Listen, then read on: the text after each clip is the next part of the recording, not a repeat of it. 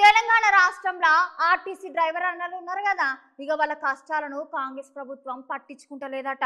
సభల ఆర్టీసీ గురించి ఇక ముచ్చట రాగానే ఇక కాంగ్రెస్ సర్కారు తప్పించుకొని తిరుగుతున్నదట. మరి ఇక ముచ్చట ఏందో చూద్దామా?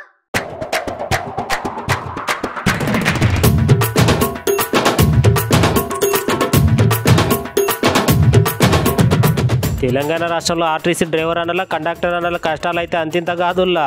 వాళ్ళ సమస్యలను తీరుస్తామని చెప్పి కొత్త చింతకాయ పచ్చడిని ఊరించినట్టు ఊరిస్తున్నారు. కానీ పని అయితే చారాన కూడా అయితే లేదు. వాళ్ళని ప్రభుత్వ ఉద్యోగులు మారుస్తామని ఎన్ని చెప్పినా కూడా పట్టించుకోకుండా గట్టు దాటిస్తున్నారు. అందుకని ఇవాళ హరీష్ రావు సార్ మాట్లాడుకుంటూ సభలో ఆర్టీసీ కార్మికులు ముచ్చట రాగానే కాంగ్రెస్ ప్రభుత్వం దానికి సమాధానం చెప్పకుండా పారిపోతుంది.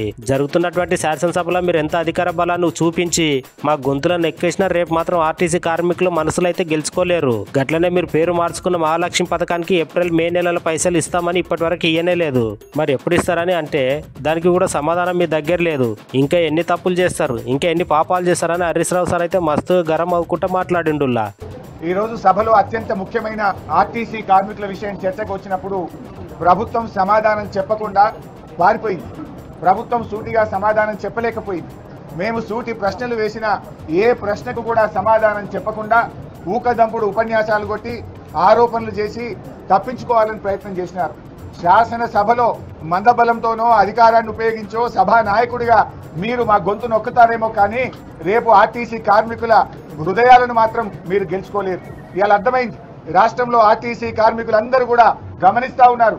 ఈ ప్రభుత్వం ఎన్నికల ముందు ఏం చెప్పింది, గెలిచిన తర్వాత ఏం చేస్తుందో ఇవాళ రాష్ట్రంలోని ఆర్టీసీ కార్మికులందరూ కూడా చూశారు. మేమేమడిగాం, మా ప్రభుత్వం ఉన్నప్పుడు ఆర్టీసీ ఉద్యోగులను ప్రభుత్వ ఉద్యోగులుగా గుర్తిస్తూ నిర్ణయం తీసుకున్నాం. అసెంబ్లీలో బిల్లు పాస్ అయింది, గవర్నర్ గారు ఆమోదించిండ్రు, గెజిట్ కూడా పబ్లికేషన్ అయింది. ఏ డేట్ నుంచి వాళ్ళని తీసుకుంటారంటే దానికి సమాధానం చెప్పలేదు. 8 నెలలు అయింది మీ ప్రభుత్వం వచ్చి, 8 నెలలైనా గుర్తించలేదు. ఎప్పటి నుంచి వాళ్ళని ప్రభుత్వ ఉద్యోగులుగా గుర్తిస్తారంటే సమాధానం చెప్పకుండా దాటేశారు. యూనియన్ పునరుద్ధరణ గురించి అడిగితే సమాధానం చెప్పలేదు. చనిపోయిన పిల్లలకు రెగ్యులర్ ఉద్యోగాలు ఇవ్వాలంటే దాని మీద సమాధానం చెప్పలేదు.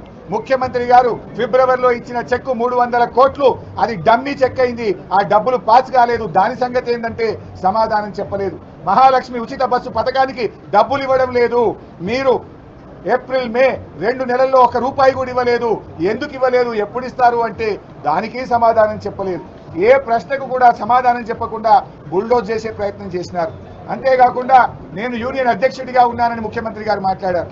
ఆ ముఖ్యమంత్రి గారికి ఎవరు చెప్తారో ఏమో కానీ అన్ని సగం హాఫ్ నాలెడ్జ్తో మాట్లాడుతున్నారు. ఎందుకంటే నేను మంత్రి అయిన వెంటనే కొద్ది రోజుల తర్వాత నేను యూనియన్ అధ్యక్షుడిగా రాజీనామా చేసిన ఆర్టీసీకి. నేను యూనియన్ అధ్యక్షుడిగా లేను. కానీ ఆయన ఏదో ఒకటి చేసి సభను తప్పుదో పట్టించాలని, సభలో చర్చ జరగకుండా చేసి మాకు ప్రొటెస్ట్కు కూడా అవకాశం ఇవ్వకుండా ఇలా సభ వాయిదా వేసుకొని పోయింది.